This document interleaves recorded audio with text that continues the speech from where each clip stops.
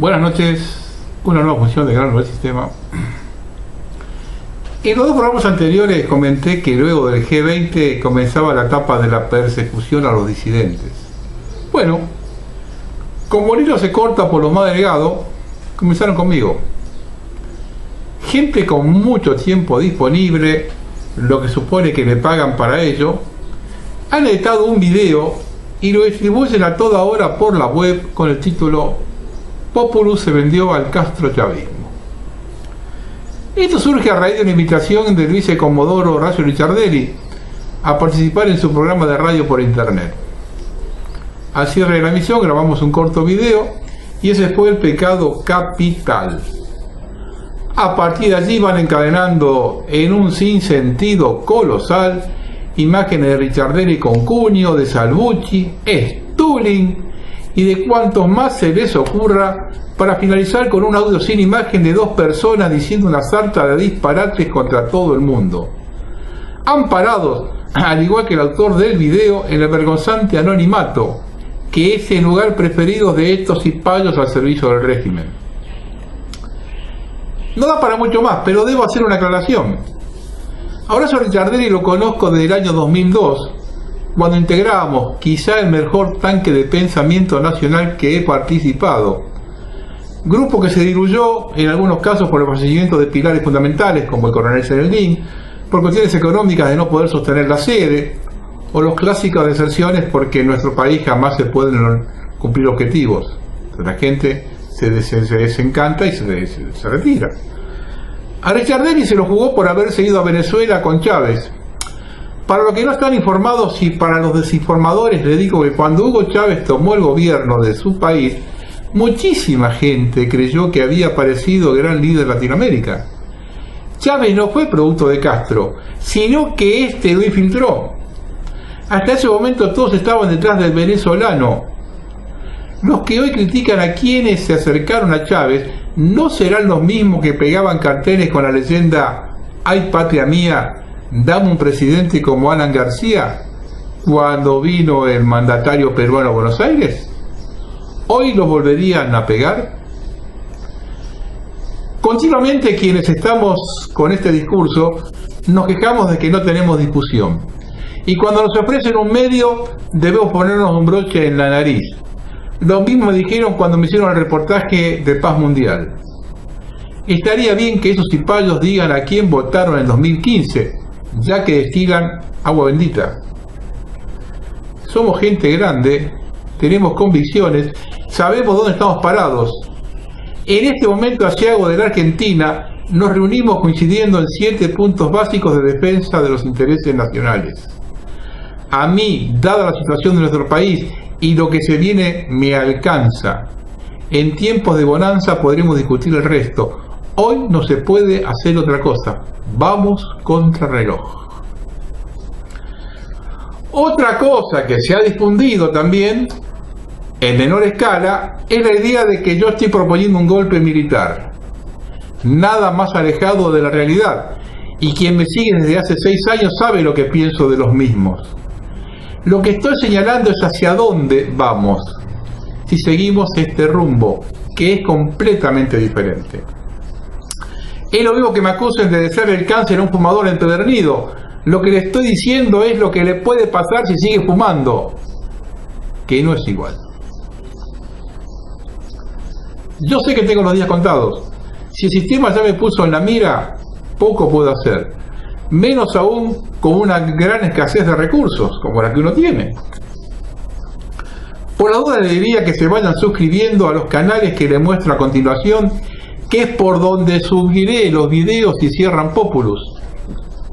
Entonces ya vayan suscribiéndose ahí, porque yo, el día que me cierren Populus, mandaré por ahí.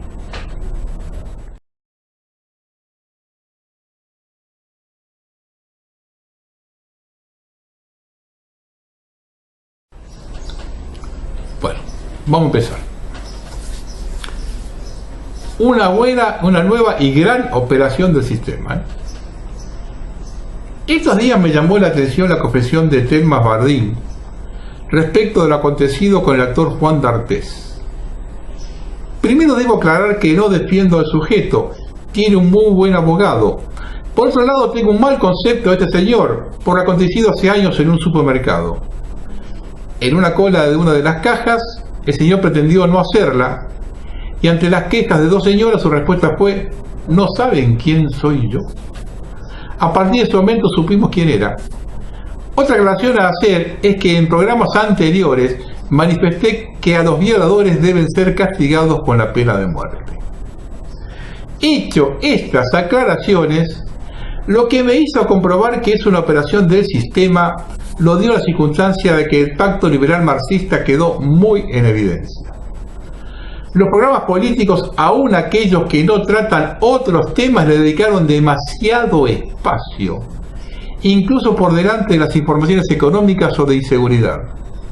Lo mismo para TN que para C5N, lo que dejó al descubierto la disciplina global. Puedo entender perfectamente que la señorita pueda haber debido tener sexo contra su voluntad, pero posiblemente debamos actualizarnos. En una violación la víctima se defiende con todos los medios que tiene. No será la primera vez que se identifica un violador por las heridas que le deja a la víctima, ya sea por arañazos, clavada de uñas, mordeduras. No parece ser este el caso. Tiene toda la apariencia de un acoso sexual laboral, profundizado por ocurrir en el exterior, lo que hace a la víctima más vulnerable. Digo esto ya que en las placas de televisión se habla de violación. Una pregunta al pasar y sin quitar ninguna responsabilidad a D'Artés. ¿Los padres no previeron que podría ocurrir esto? Si Thelma quiso ir a toda costa, ¿le informaron de los riesgos que corría para tomar precauciones? Otra pregunta, ¿el resto de los integrantes de la compañía teatral no se dieron cuenta que esto podía pasar? ¿O era cosa común? Esto aconteció en un hotel de cadena de alta categoría. Un grito y hubiese alertado a todo el establecimiento. ¿Por qué no gritó? Sería bueno que el resto de la compañía aclare si hay otro caso. De lo contrario pasarían como cómplices. Ella dice que cuando la estaba penetrando alguien golpeó la puerta y pudo salir de la habitación. ¿Le comentó algo a esa persona? Por el contrario, D'Artés dice que ella golpeó la puerta y él la sacó de la habitación. Ella manifiesta que en toda la compañía era el único mayor. Los productores, auxiliares, vestuaristas, peluqueros, ¿eran todos menores? ¿No había ninguna persona a cargo del elenco? ¿Quién hacía los trámites migratorios o resolvía algún problema administrativo? D'Artés habla inclusive de habían acompañado a otros padres ese viaje. ¿Por qué ingresó ella a la habitación de él? ¿D'Artés la metió de adentro arrastrándola de los pelos y nadie vio nada? ¿O y cuando ella ingresó, qué esperaba? ¿Que él recitara los versos de los poemas de Neruda? ¿Eso Thelma no lo aclaró? No puedo creer que un hombre con tanta experiencia en el ambiente, tanto en su papel de actor como de galán, caiga tan fácil. Un par de cosas más. ¿Por qué demoró tanto en hacer la denuncia aquí? Una vez de regreso en su casa estaba a salvo. D'Artés manifiesta que ella viajó a su lado en el viaje de regreso. Esto es fundamental que se aclare, si no estaremos en la sospecha que se esperó el momento adecuado. Digo esto porque efectuó la denuncia rodeada de mujeres abortistas, en el momento donde más se insiste en reflotar el tema del aborto, una de las primeras ambiciones del nuevo orden mundial. Y aquí comenzamos a descubrir cómo viene la mano. Aparecen más denuncias, se reflotan hechos sucedidos hace décadas. Esto no está mal. Que se termine de una vez por todas con el puterío que impera en esta sociedad materialista. Pero aclaremos, puterío que viene de ambos lados, no solo del hombre. Todos estos abusadores deben ir presos, pero también las mujeres de clase media que hoy se rasgan las vestiduras y practicando la prostitución alternativa refuerzan su sueldo para pagar estudios o sumarse al consumo capitalista. Prostitución muchas veces ejercida a sabiendas del esposo y a espaldas de sus hijos. Gente de clase media. Prostitución alternativa le llama a la policía a esto. Son las mujeres que no están en la calle o en un lugar donde se concentran las mujeres, sino que trabajan y se levantan a un proveedor, a un compañero, a una cosa así, y se hacen unos manguitos 2 o 3 veces por semana. Con eso pagar estudios, con eso compran cosas en su casa, levantan el sueldo que tienen. Prostitución alternativa, muy típico de la clase media, la que hoy se rasga las vestiduras. Observando cómo se presentó el tema, tenemos el derecho a pensar que se quiere establecer una línea de quiebre transversal en la sociedad, hombre contra mujer, generar grietas que no cierren. La ideología de género apunta ahí. Y hay mucha hipocresía, porque se soslaya que muchas mujeres usan el sexo para ascender posiciones sociales y económicas. En todos, absolutamente en todos los sectores, quienes tenemos años lo hemos visto. Y es algo muy común en el ambiente de la farándula. Entre todas las actrices que la acompañaron en la función del sistema, no recuerdo que alguna haya hecho alguna denuncia cuando Moria Kazan le recordó a Susana Jiménez los castings de sábanas que tuvieron que hacer. Y también hay hipocresía porque no se habla del sexo masculino, que también deben ser las concesiones de una y otra forma, y que de una forma las acosadoras son mujeres con poder y dinero. De eso no se habla, porque el propósito es destruir lo que ellos llaman una sociedad patriarcal. Sociedad que yo nunca la viví, y eso que tuve un padre difícil. Estaban bien delimitados los roles, y ambos lo aceptaron sin problemas, y vivieron juntos 60 años, y en la vejez se protegieron mutuamente. Nuevamente el sistema global carajina todo. Primero con los empresarios, ahora con esto. Les dan el caramelito y luego que lo saborearon le pasan la factura. En cierta forma lo tiene merecido. El problema es que sufre las consecuencias de una sociedad que no participó de esa fiesta. Porque estas grietas armadas por la élite global son parte del dividir para gobernar y señalan que el camino de la disgregación argentina está muy cerca. Pero también hay que decir que no toda la sociedad lo comparte.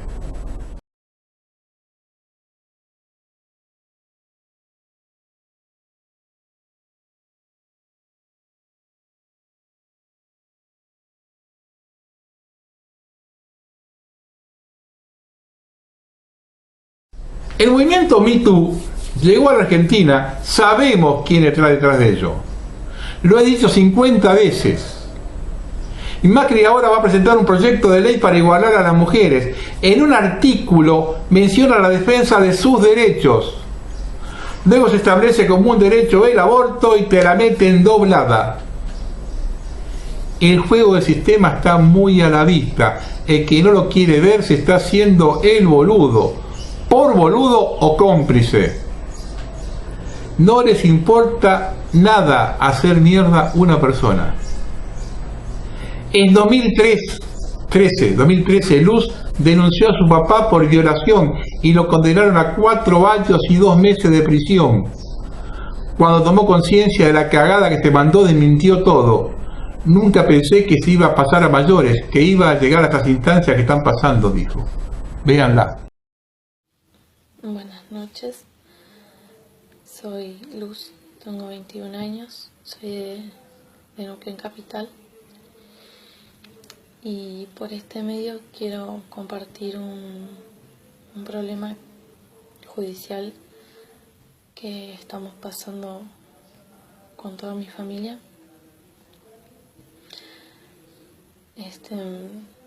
Todo esto empezó por una denuncia por un supuesto abuso sexual que yo hice contra mi papá en el año 2013.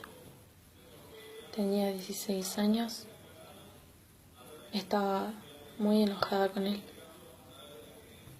Yo lo único que quería era irme de mi casa porque quería tener más libertad.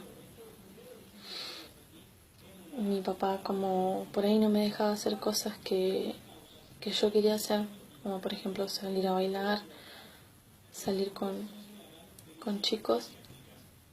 Mi papá por ahí me lo prohibía, yo quería tener más libertad. Entonces yo hice una denuncia contra él.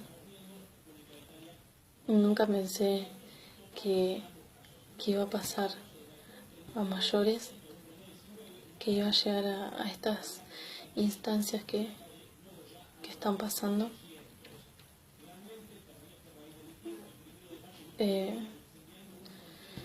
Después de esta denuncia que yo hice, a mí me sacaron de mi casa. Estuve en un hogar, estuve casi un mes. A mí, entre medio de todo eso que estaba pasando, me preguntaron si yo, o sea, con quién yo prefería irme, si con la familia de mi papá o con la familia de mi mamá. Entonces yo dije con la familia de mi mamá. Y me llevaron a la casa de mis abuelos, donde ahí estuve viviendo hasta febrero del 2016. Yo, en esos años que pasaron, yo no tuve contacto con mi familia. Al principio con mis hermanos no los podía ver tampoco, pero un juez arregló un cronograma de visitas para que yo los pueda ver. Pero yo con mis papás no tuve más contacto. Yo, hasta el día del juicio, yo me mantuve con la misma postura y con la misma declaración que yo estaba haciendo, de que yo había sido abusada por mi papá. A él le dieron 4 años y 2 meses de prisión.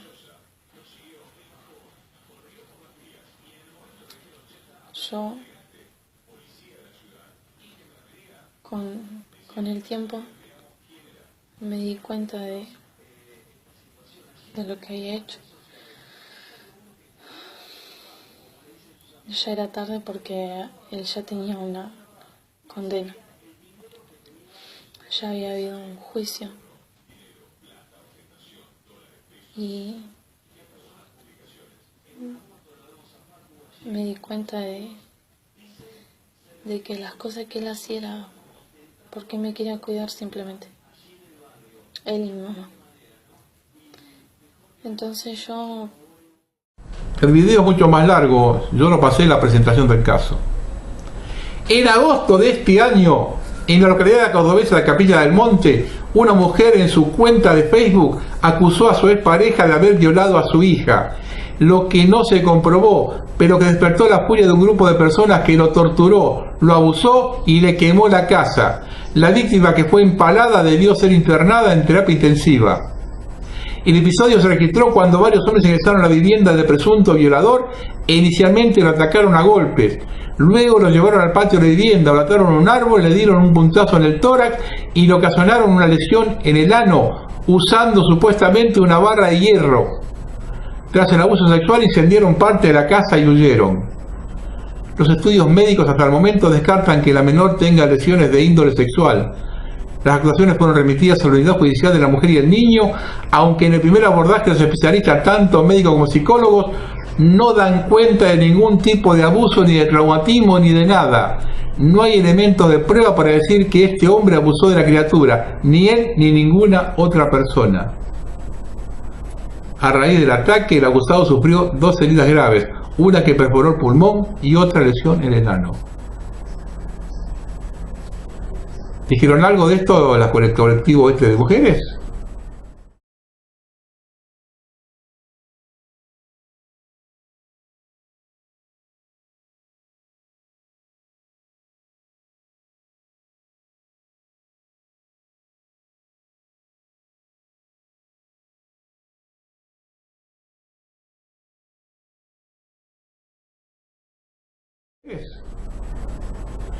Esta noticia que le voy a dar desde el 6 de diciembre de este año en Mendoza. Una mujer deberá indemnizar con 10.000 pesos a su ex marido tras haber realizado por más de 3 años publicaciones en sus redes insultándolo a él y a su nueva pareja. La trabajadora social Mónica Beatriz Molina estuvo casada y tuvo una hija con el comerciante mendocino Aldo Palacio, hasta que en 2009 se separaron y se estableció una cuota alimentaria que él debía pagar. Cuando el hombre rehizo su vida y se casó a principios de 2017, su ex mujer empezó a insultarlos en repetidas ocasiones a través de redes sociales con sus nombres y fotos. En su cuenta personal de Facebook, Molina, que es funcionaria pública capacitada en violencia de género, propinó todo tipo de agravios a la pareja. A él le decía rata, maltratador, misógino, burro y corrupto, afirmando que él no pagaba la cuota alimentaria. A la mujer en tanto la calificaba de gato, decía que estaba bien amaestrada, que era una mantenida y le invitaba a que pruebe con trabajar. Utilizando también en cada posteo fotos de ella y de sus hijos y nietos, que residen en Brasil. La mujer enviaba además mensajes privados a los familiares de él y a ella acusándolo a su vez de mierda inmoral, deshonesto de su pareja de figurete y gatita y cómplice de la mentira de Palacios. Y ante los constantes hostigamientos, la pareja optó por llevar a Molina a la justicia. El juez ahora falló que tiene que pagarle 10.000 pesos y publicar, creo que durante 10 días seguidos, en su muro de Facebook, la sentencia.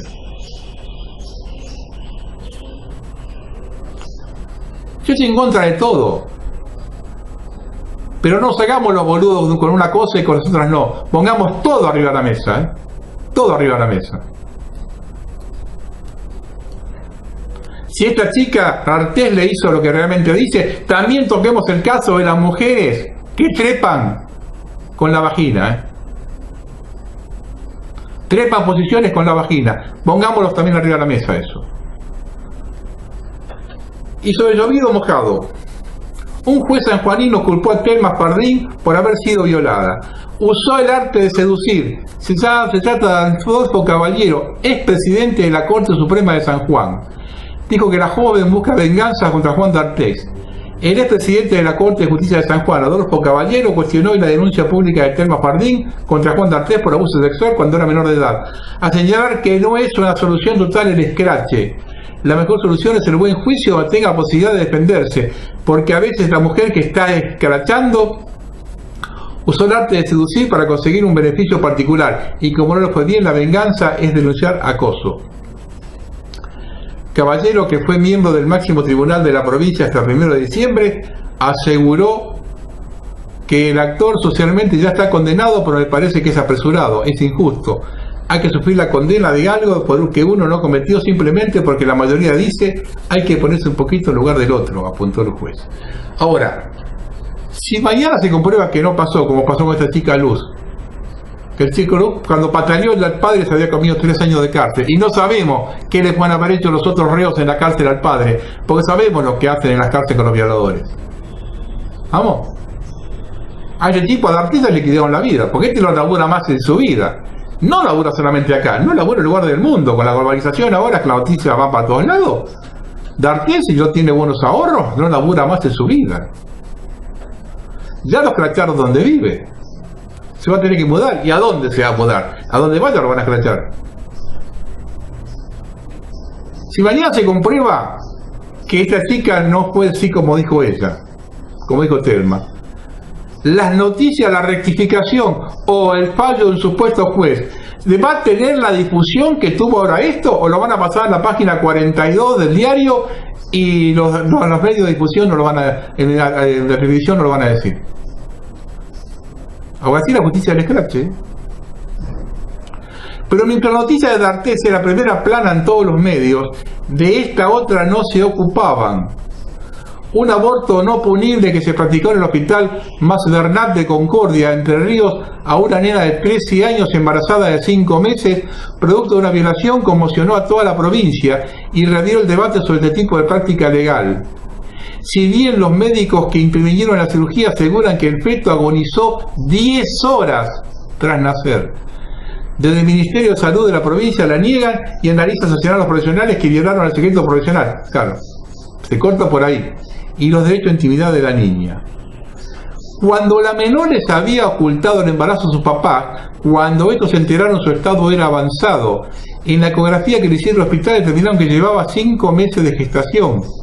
En primera instancia los médicos que atendieron a la menor se opusieron a aplicar el protocolo, pero luego tuvieron que realizar el aborto. Es que los padres de la menor decidieron acudir con un escrito ante la jueza de familia de Concordia, Belén Esteves, quien citó a las partes involucradas y le recordó la vigencia del protocolo dictado por la ministra de Salud, Sonia Velázquez.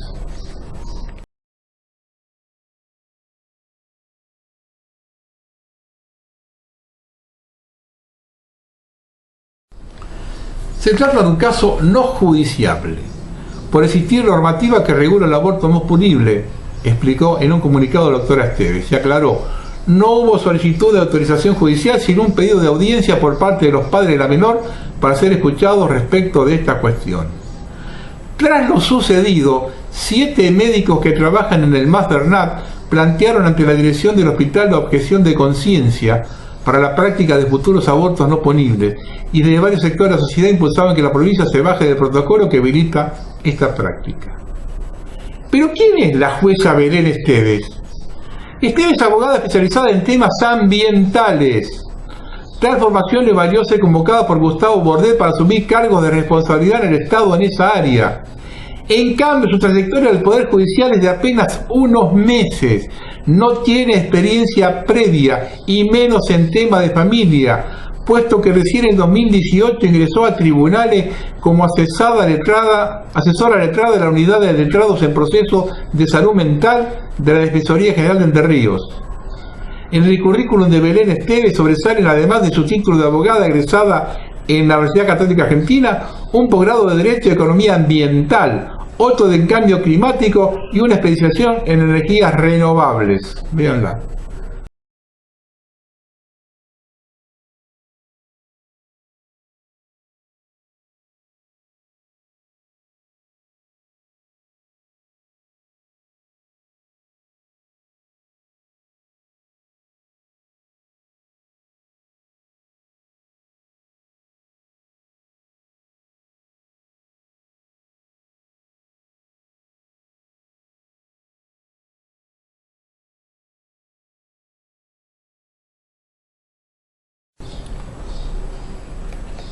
Una jueza con las manos manchadas de sangre. El bebé nació con vida. Su cuerpecito quedó apoyado sobre la chata sin que nadie se atreviera a poner fin a su existencia, suponiendo que su presunta inviabilidad haría que en forma inmediata los latidos del corazón se detuvieran. Pero esto no sucedió. Permaneció con vida cerca de 10 horas, precisaron los profesionales de salud. Médicos, enfermeras y testigos indignados califican la actitud inhumana como abandono de persona. El estupor alcanzó el servicio de neonatología, al que no le dieron intervención para asistir con cuidados más dignos al niño recién nacido.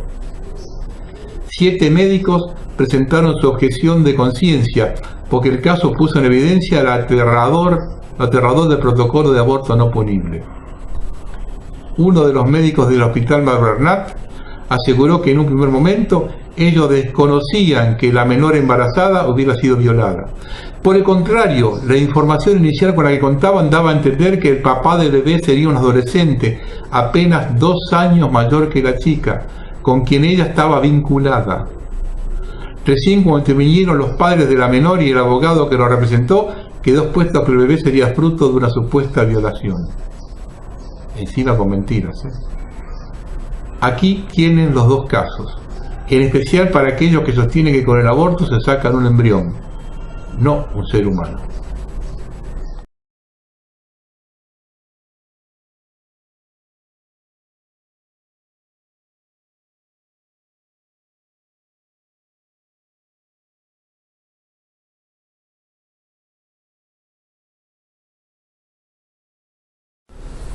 De paso cañazo, y a 2 puntas, mientras nos distraen con esto, nos meten la vacunación obligatoria, la migración, el glifosato, y la deuda, que después del G20 aumentaron los intereses, y el tema de las líneas argentinas.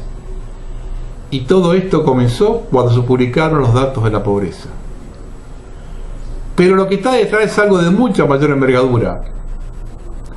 Esto comenté en el programa 228 del 14 de agosto de este año, 5 días después de la votación acerca del aborto. Y quiero felicitar a Argentina, porque ha sido realmente la fuerza. Les queremos pedir en nombre de todas las mujeres latinoamericanas, en nombre de toda América Latina, Argentina resiste. Queridos compañeros, si ustedes caen, cae toda América Latina. Cuando se aprobó la ley del aborto en diputados, los medios de todo el mundo hacían hincapié que se había sancionado en el propio país del Papa. No somos el ombligo del mundo, pero tampoco el trasero. Ya ahí comenzamos a entender una de las razones por la cual está Francisco en el Vaticano. Como dijo Parravicini en una de sus profecías, ¿no? La Argentina sufrirá la tormenta en pequeño, que luego azotará al mundo, será ejemplo. Y de golpe salió a la luz la Argentina invisible de Mallea, la que tanta preocupación le causa a Kissinger. Sin dinero de afuera, sin cobertura mediática, las calles se fueron llenando de banderas patrias y pañuelos celestes que torcieron la decisión de los senadores. No importa si el motivo del cambio fue político o de otro carácter, lo torcieron y basta.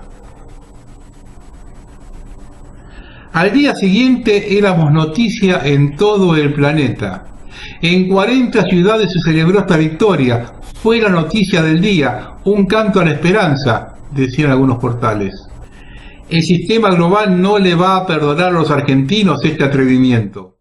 El mensaje del sistema es: ante un hecho aberrante, los que hacen causa común son los pañuelos verdes, lo que abre la puerta de la sanción del aborto. Señores, comenzó la guerra.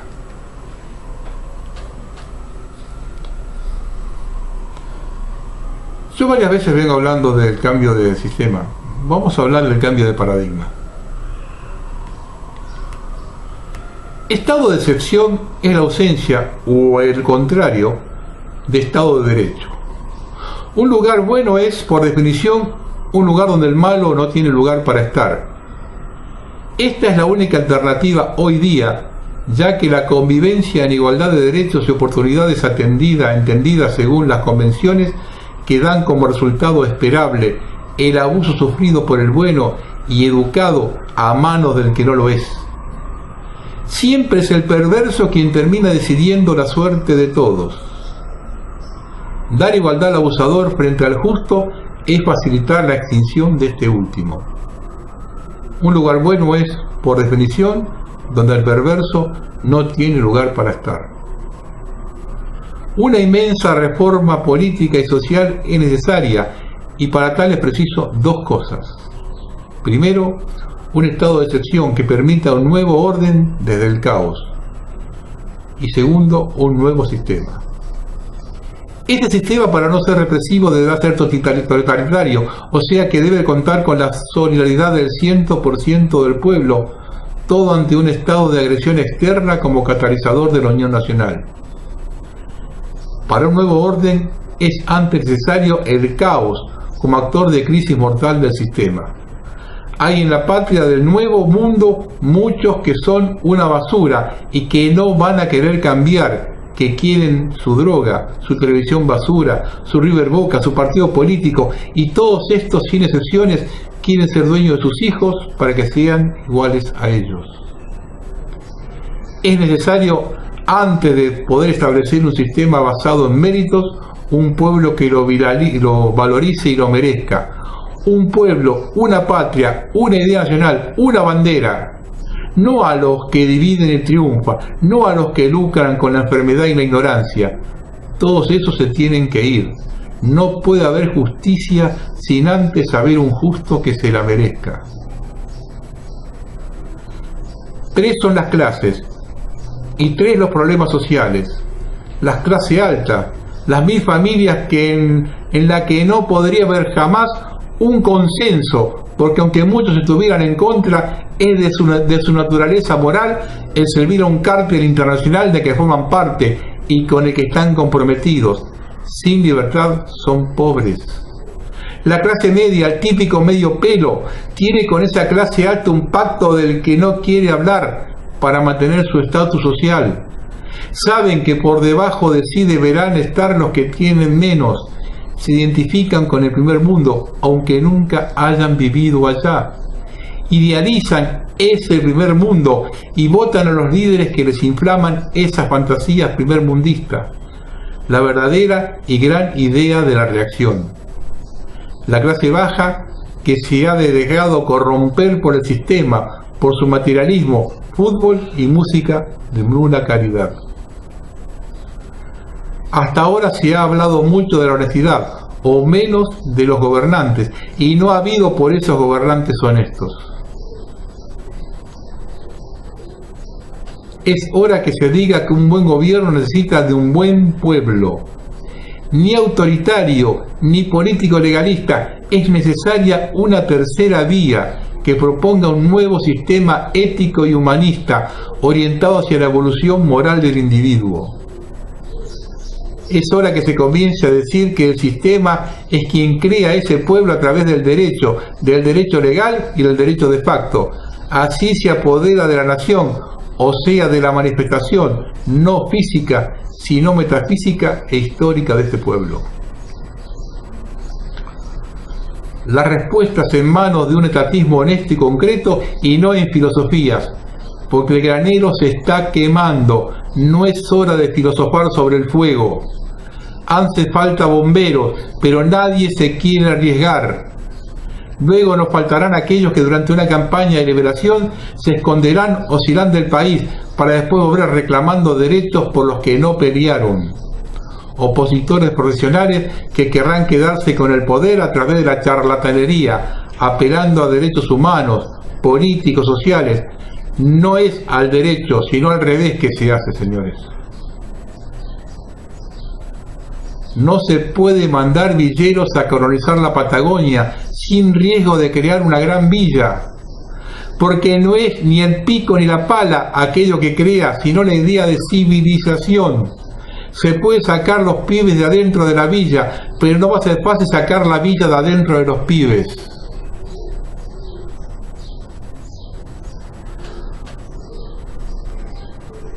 Esto quieren algunos movimientos, un nuevo ciclo de lo mismo, o sea, limpiarle la vereda a la señora de clase media, llevándose al negro y al chorro.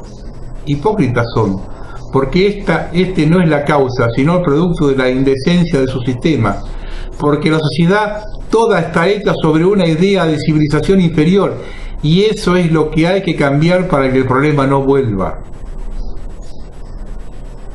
Es un entero modelo cultural a ser reemplazado casi por completo, duela a quien le duela. No es copiar Europa, sino lo que hace falta en Europa, y que en Europa no se puede establecer, porque el sistema, además de ser poderosísimo, controla la estabilidad.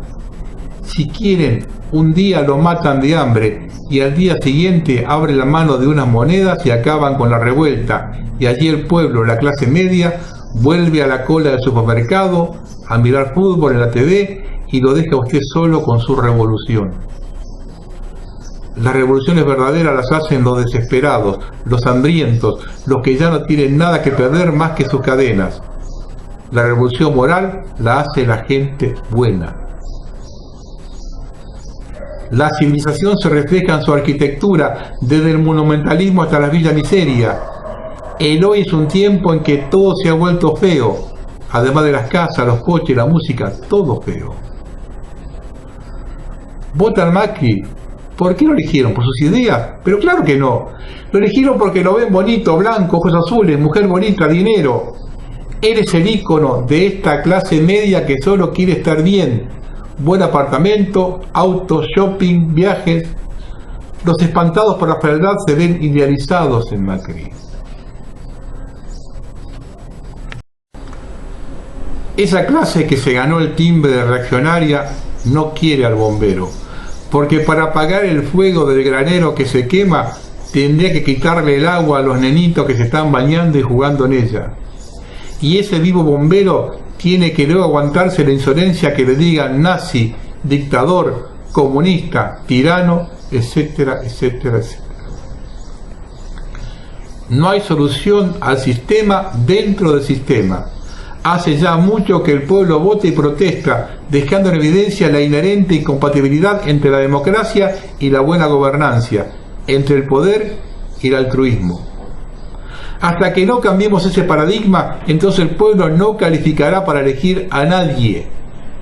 El pueblo ya fue condicionado por el sistema y conserva la mala semilla de esa democracia de los charlatanes y ladrones.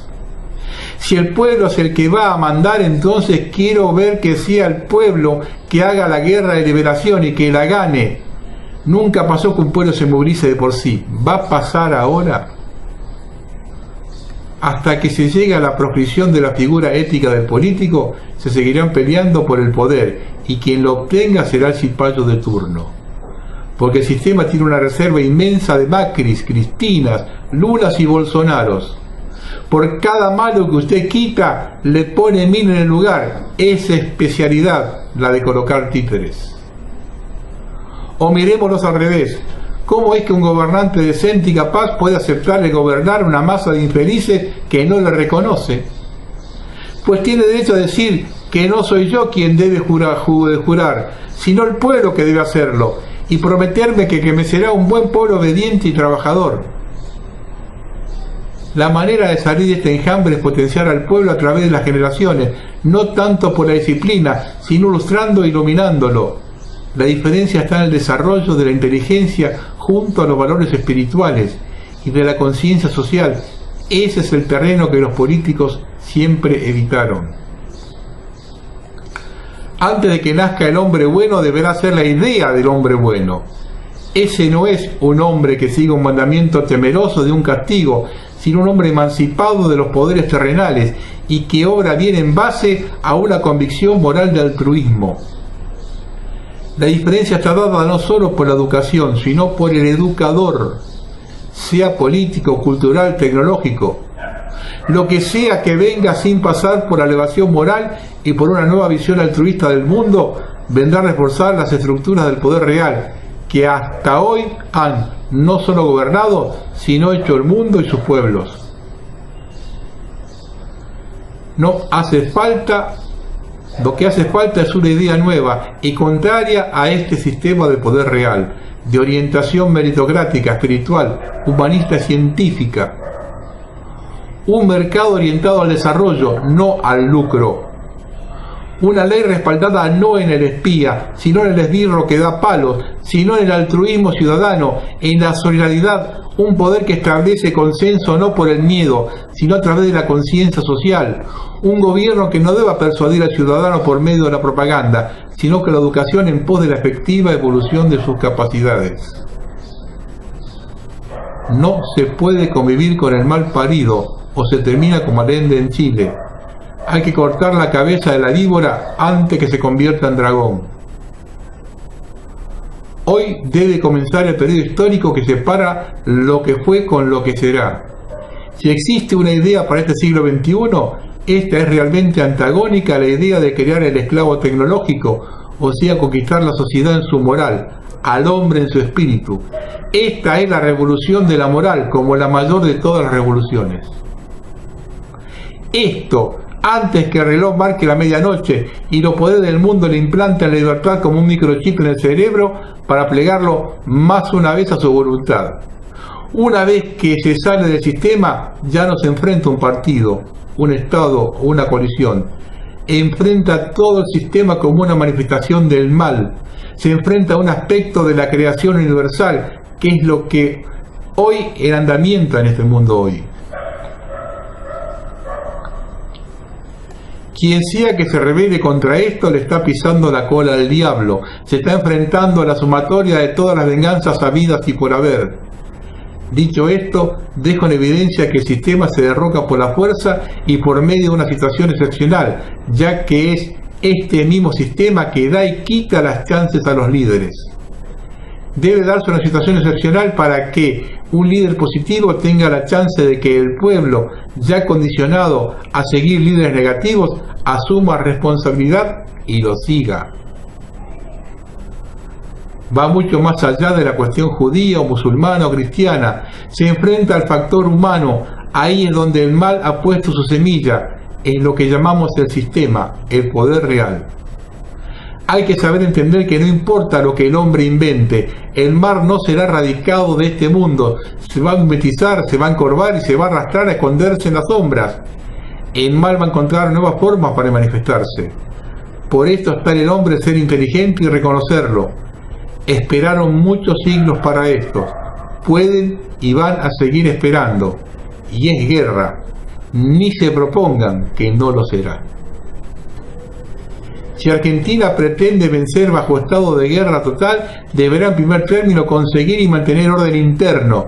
Hecho esto, deberá concebir una nueva conceptualización de la guerra, que, como ha pasado en muchos periodos históricos, cambie fundamentalmente las convenciones de los conflictos bélicos.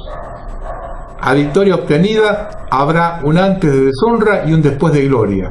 Solo entonces podremos decir que nos merecemos este siglo, que estamos llevando a cabo una verdadera revolución, que no hubo un pasado mejor, que lo único mejor que podemos esperar es un futuro, que el futuro es todo nuestro, una patria para los justos del mundo.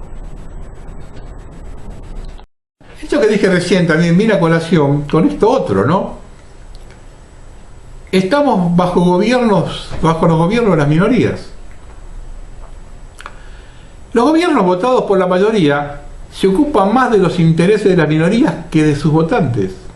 Macri se ocupa más por satisfacer el deseo de los abortistas, que son una ínfima minoría, que por los deseos de 20 millones de mujeres argentinas que quieren tener hijos sanos, sabios y buenos, que para ello tiene que proveerlas de un buen sistema de salud, de educación y de justicia, cosa que no hace. El gobierno anterior se ocupó por los deseos de los homosexuales y lesbianas, sancionando el matrimonio gay, en lugar de crear condiciones de trabajo y vivienda para que millones de jóvenes puedan casarse. El de Menem se ocupó de satisfacer el deseo de la minoría empresaria y financiera, en contra de la necesidad de la mayoría del pueblo.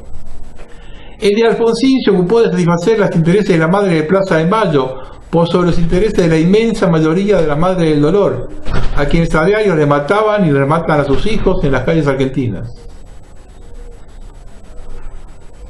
Robert Michels denominó ley de hierro de la oligarquía, que el sociólogo alemán enunciaba así: la paradoja es que, siendo los partidos políticos las principales instituciones de la democracia, ellos, al estar constituidos por oligarquías partidarias, no son organizaciones democráticas.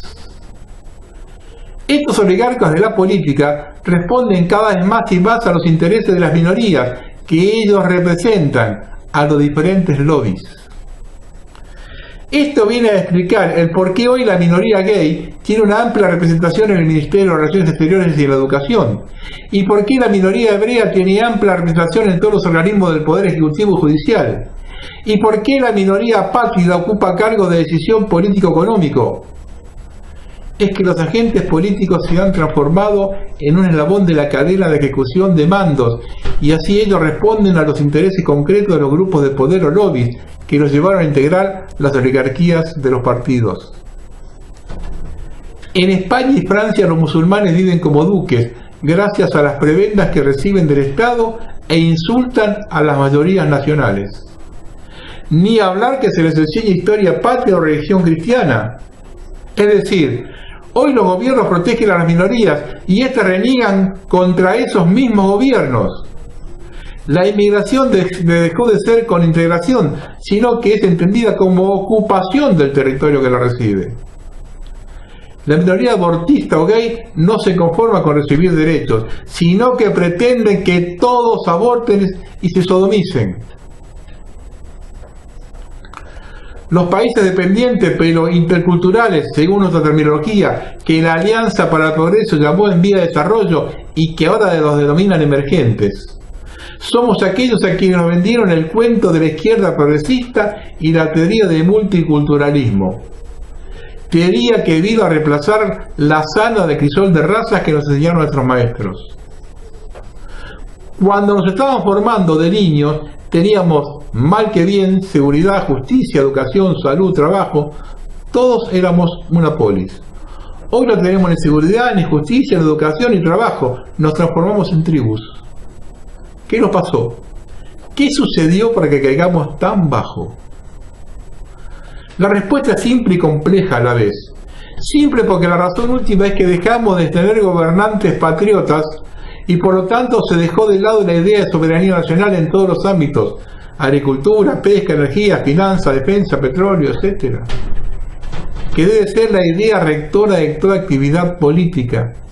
Si en ella hay colonia, factoría, dependencia, en una palabra, tribus. Si algo se le debe reclamar al kirchnerismo, más allá del saqueo planificado del Estado, es que al no contar con el apoyo de las mayorías nacionales y populares, se inventaron pequeños pueblos: los gays, los indígenas, los ojeros, las madres y abuelas de Mayo, los grupos concentrados en la economía, etc. Lo dijo Néstor en 2004. Yo quiero la gente en la calle, voy a reemplazar a los sindicatos por los piqueteros, a las Fuerzas Armadas por los medios de comunicación y a la Iglesia por los derechos humanos. Y lo hizo. Las minorías son tales y es válida que lo sean en la medida en que están integradas a la costumbre de nuestro pueblo. De lo contrario, son enemigos internos. ¿Qué se puede esperar de todo esto? Más de lo mismo, hasta que el pueblo haga tronar al escarmiento y lleve a la cárcel a todos los que le robaron el patrimonio de la nación y los sueños de la gente.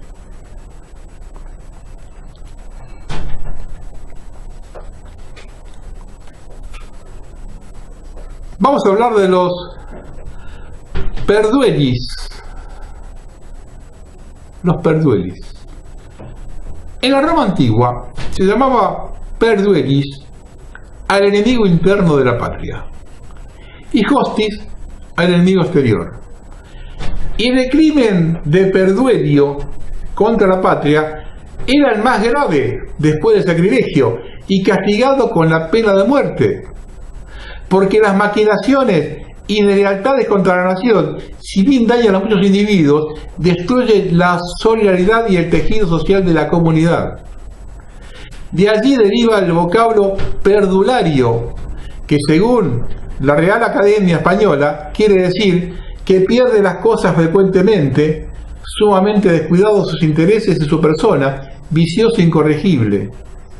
Y los tres significados se podrían aplicar a la política exterior, especialmente respecto al conflicto de Malvinas del actual gobierno encabezado por el presidente Mauricio Macri y secundados por los consejeros Susana Malcorra y Jorge Fauri, y el secretario de Asuntos Estratégicos Fulvio Pompeo. La isla de Ascensión es un punto clave en el puente aéreo entre el Reino Unido y Malvinas, establecido tras la guerra de 1982, con escala en la isla de Ascensión.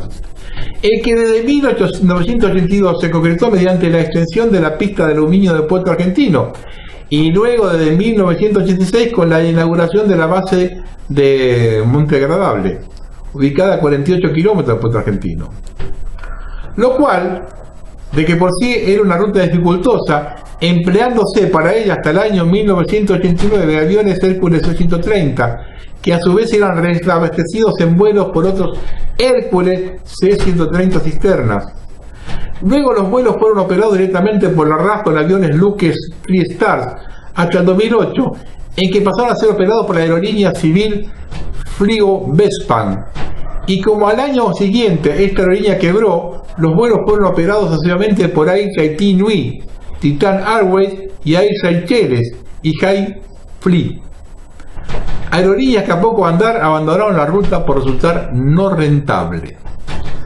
Pero además de esta dificultad, fincada en la distancia de 12.600 kilómetros entre el Reino Unido y Malvinas, estaba la dificultad que presentaba la base de Ascensión, en la isla de este mismo nombre, que en su momento contaba con la pista más larga del mundo, la que no obstante requería un permanente mantenimiento por ser la isla de reciente origen volcánico, con un suelo de escasa consistencia, lo que deparaba peligrosas ondulaciones en la pista. Veamos la pista.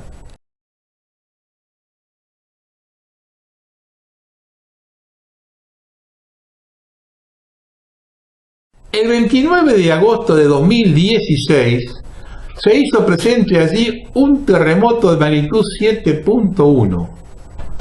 Como consecuencia del choque de la placa sudamericana con la africana en la zona de fractura geológica Romanche, ubicada a menos de 1000 kilómetros de la Ascensión, situada en la zona de fractura de Ascensión. Vean el terremoto.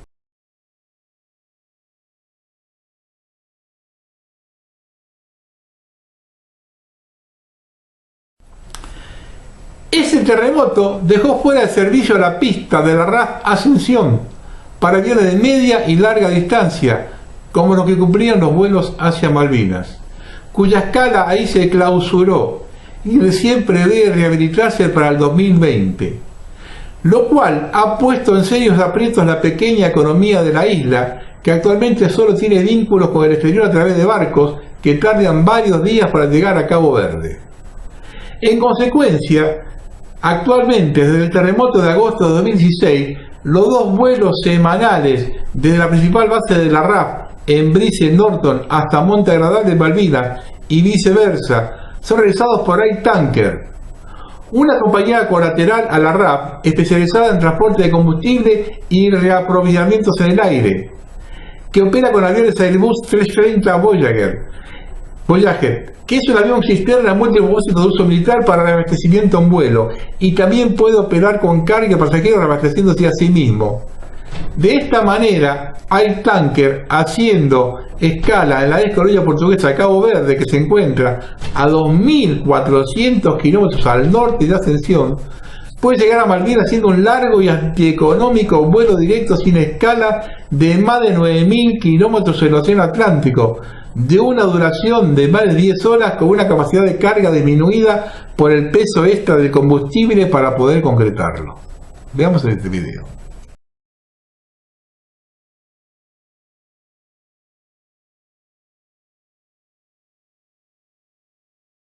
Por ello, no es nada extraño que en septiembre, al mes siguiente del terremoto de 2016, que puso en crisis definitiva el puente aéreo entre el Reino Unido y Malvinas, haya aparecido en Buenos Aires la comitiva inglesa presidida por el ministro de Estado para Europa y las Américas del Foreign Office, Sir Alan Duncan, que es miembro del Parlamento además.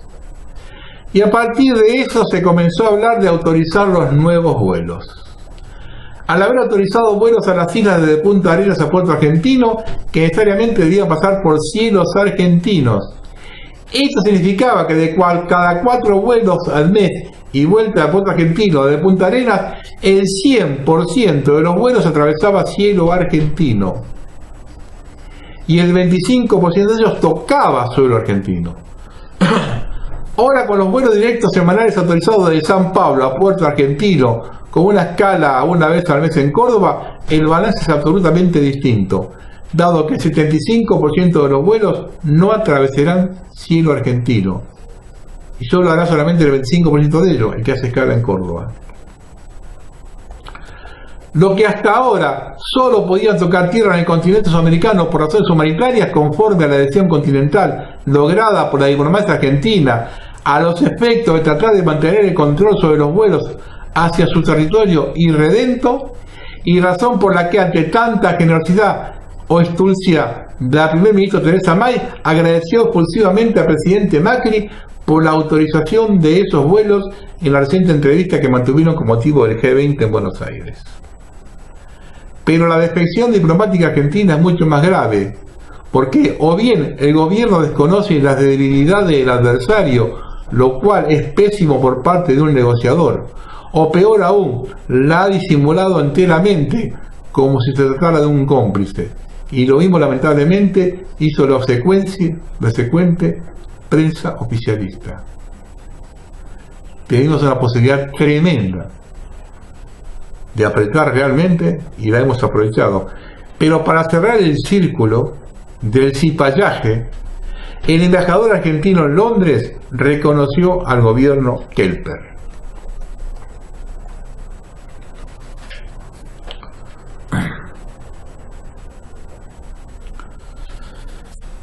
Hay un artículo de Contrainfo que se llama Plan Chantaje. Avanza el plan de Estados Unidos en alianza con Macri para quedarse con las empresas de los Roca. Luego de que Bonadío procesara al dueño de Techín y le trabaron embargo por 4.000 millones de pesos, ahora el fiscal Stornelli, ex jefe de seguridad de Boca y muy cercano a Mauricio Macri y Daniel Angelici, pide la detención del empresario. Al mismo tiempo se presentan demandas colectivas en Estados Unidos contra Roca por parte de accionistas norteamericanos. El objetivo, como ya ha ocurrido en otros países, parece ser el de bajarle el precio a las constructoras nacionales al quedar envuelta en casos de corrupción y chantajear a sus dueños, entregar a la empresa o ir a la cárcel. El desembarco de las constructoras norteamericanas a la obra pública se encuentra cada vez más cerca. El propio Trump así se lo prometió a Macri en el último encuentro del G20. Un detalle que queda sin explicar es que Bonadío, junto con el embargo del procesamiento por asociación elite y cohecho activo, había solicitado que Roca no pudiera salir del país, cosa que el empresario hizo, llamativamente, unas horas antes de la resolución, viajando a México. Estados Unidos ya le retiró la visa. La cercanía de Stornelli con Macri deja expuesto el doble juego de este último, mostrándose en público con Roca para respaldarlo mientras por detrás sus alfiles avanzan judicialmente. Mientras tanto, el empresario sospechado de actuar como testaferro a Macri, Macedo Minding, e involucrado también en la Casa de los Cuadernos, había recibido la falta de mérito por parte de Bonadío, algo que sospechosamente los fiscales Sartori y Rívolo no decidieron apelar.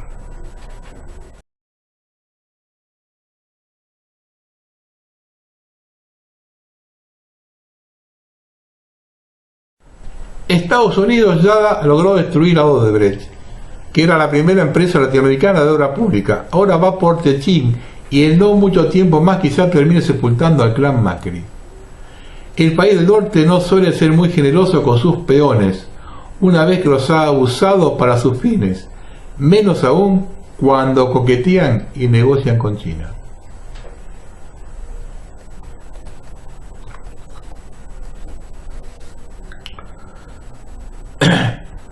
Con estos subsidios que van a dar ahora nuevos a los planes sociales, hay cosas que no se comentan. Esto lo publicó el Disenso. El gobierno continúa con el despilfarro fiscal para consolidar un estado clientelar, tomando préstamos internacionales multimillonarios para planes sociales. Ahora Macri aprobó la firma de un préstamo del BID, Banco Hipotecario del Banco Interamericano de Desarrollo, por 900 millones de dólares, 36.000 millones de pesos destinados a sostener los planes que el Ministerio de Desarrollo Social entrega a través del Triunvirato de San Cayetano.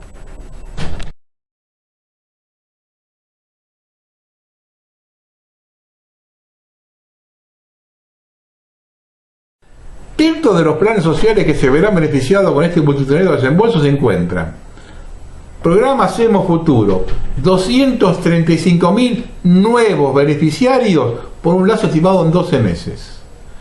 Programa Becas Progresar, 536.000 nuevos beneficiarios por un lazo estimado en 12 meses. Subsidio para beneficiarios de planes, descuento del 55% de tarifa general de transporte público automotor a través de la SUBE y extensión de la cobertura de tarifa social al transporte público automotor para 360.000 beneficiarios que además residan fuera del área metropolitana de Buenos Aires. Actualmente estos programas nacionales se articulan a través del Consejo de la Economía Popular y el Salario Social Complementario. Es decir, que no existe otra forma de acceder al sistema asistencial sino a través de la estructura de punteros del Triunvirato de San Cayetano, conformado por la Confederación de Trabajadores de Economía Popular, que es una organización gremial que asegura ser independiente de todos los partidos políticos y representativa de los trabajadores de Economía Popular. La Corriente Casista y Combativa, que es una agrupación política sindical que viene del Partido Comunista Revolucionario. Y el Movimiento Barrio de Pie, que es una organización que viene del Movimiento Libre del Sur. Veamos la foto de los punteros.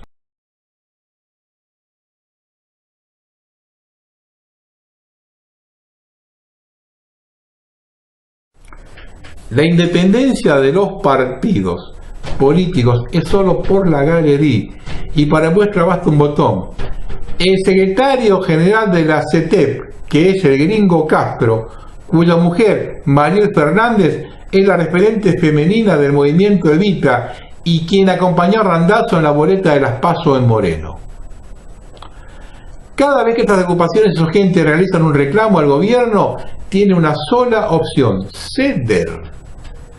Caso contrario, debe lidiar con movilizaciones y ollas populares por doquier.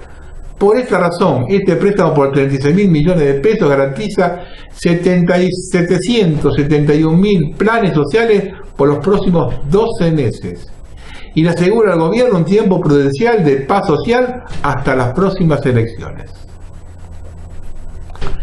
Es importante aclarar que como surge la resolución conjunta número 1 de 2017, programa Proyecto Productos Comunitarios, estos planes son un complemento de ingresos para titulares de planes ya otorgados por el triunvirato. Es decir, para gente que ya está en la estructura y goza de otros planes.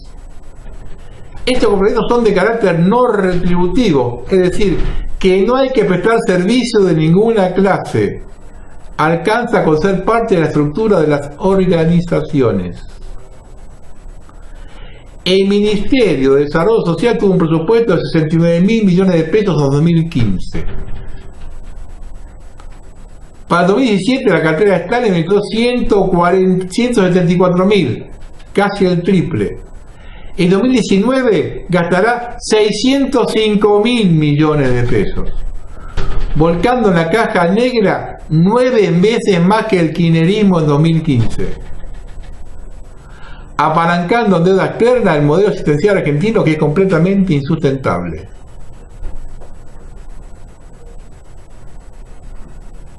Entonces ellos nos dicen que toda esta recesión está porque tenemos el gran gasto social que se consume no sé qué porcentaje del presupuesto y eso lo incrementan ahora en 36.000 millones más de pesos. Nos están tomando de pelotudo. A una sarta de pelotudo que somos todos los argentinos.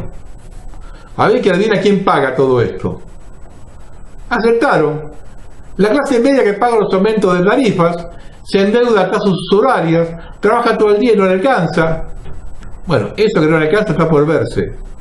Porque pueden seguir manteniendo a esta gente. Putear al kirchnerismo por lo negro de mierda y seguir votando a quien multiplicó por 9 los planes sociales. ¿Se puede ser más idiota? No pregunten por qué estamos así. No sea cosa que nos duela la verdad en la propia cara.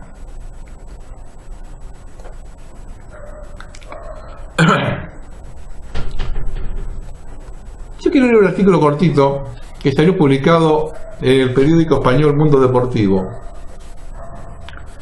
que publicó una polémica columna de opinión firmada por su subdirectora, Cristina Cubero, donde hace hincapié en los errores cometidos por Mauricio Macri, Daniel Angelici y Rodolfo Donofrio acerca de la final de la Copa Libertadores en Madrid.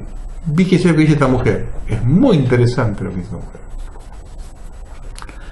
Les vamos a seguir robando, sigan así, despreciando su talento, entregándolo, rindiéndose ante la plata, sintiéndose inferiores por querer ser como ellos. Sigan así y les seguiremos robando las ilusiones y hasta el alma. El fútbol es un valor que Argentina hizo bandera. Solo un país con creatividad en las venas puede parir a Maradona y Messi, y que solo se discuta quién ha sido el mejor de la historia. Si el Diego o el primero al que les arrebatamos porque en Barcelona sí podrían pagarle un tratamiento médico.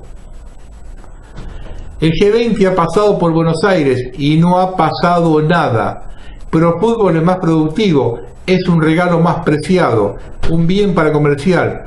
Se lo hemos robado y todos son cómplices y todos están lucrando, menos el pueblo, menos los aficionados, menos Argentina, que se consume y se empequeñece, que se hace vulnerable, tercermundista. Un superclásico en la final de Libertadores, un River Boca en el Monumental que decida el título más importante de Sudamérica, la envidia del mundo, el Real Madrid, Barcelona, que nunca tuvimos en la final de la Champions, la madre de todos los partidos, y se lo afanamos en sus narices, y encima les dicen que es culpa de todos ustedes, no están preparados. Y los que deberían levantar la voz, plantarse, viajan en primera clase a Madrid para alojarse en un hotel de super lujo y ver lo bonita que está la capital con las luces de la Navidad. La culpa no es del insensato hincha de River que lanza una piedra al tocar de Boca, con la complicidad de un gobierno que se relaja con la seguridad. La culpa es del que no entiende que este partido es una oportunidad de vida. La culpa es de Mauricio Macri por no imponer que se juega en Buenos Aires o no se juega. La culpa de los presidentes de River y Boca que no se plantan, porque ellos tienen la responsabilidad y el poder para hacerlo. La Conmebol se vende porque quedó mejor en la foto del lujoso y ordenado palco de Santiago Bernabéu. El estadio en que nos citaremos los ricos para ver un espectáculo desnaturalizado. Le vamos a seguir robando el fútbol y hasta sus almas.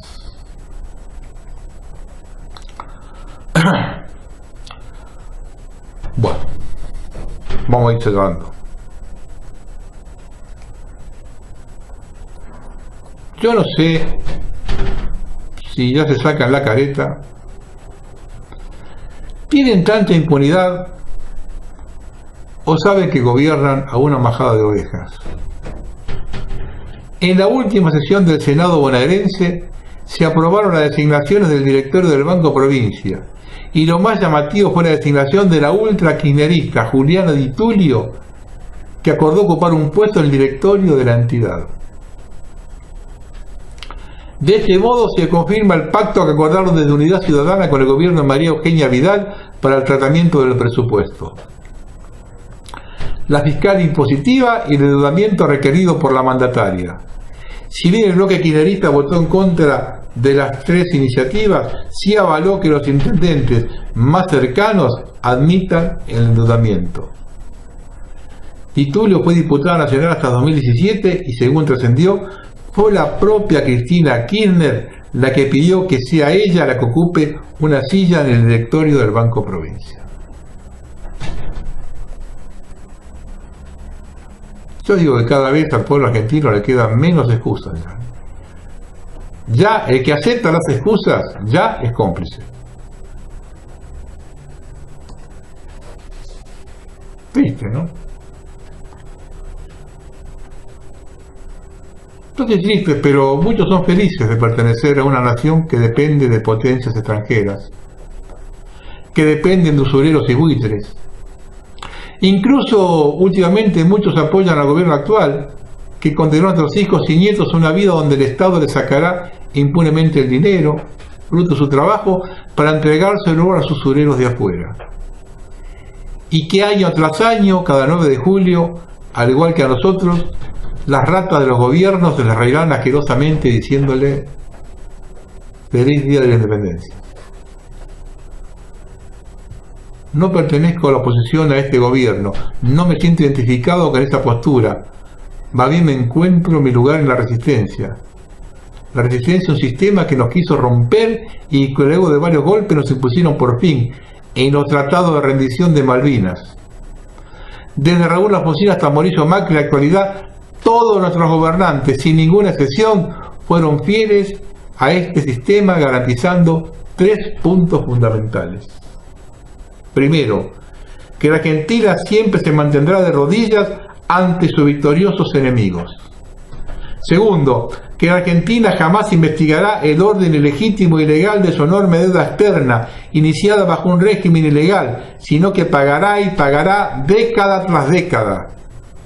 Y tercero, que la Argentina desmantelaría, desintegraría y destruiría sus fuerzas armadas, tanto material como moralmente, de manera de transformar a la Argentina en un país total y absolutamente desarmado ante un mundo terriblemente peligroso. Buenas noches.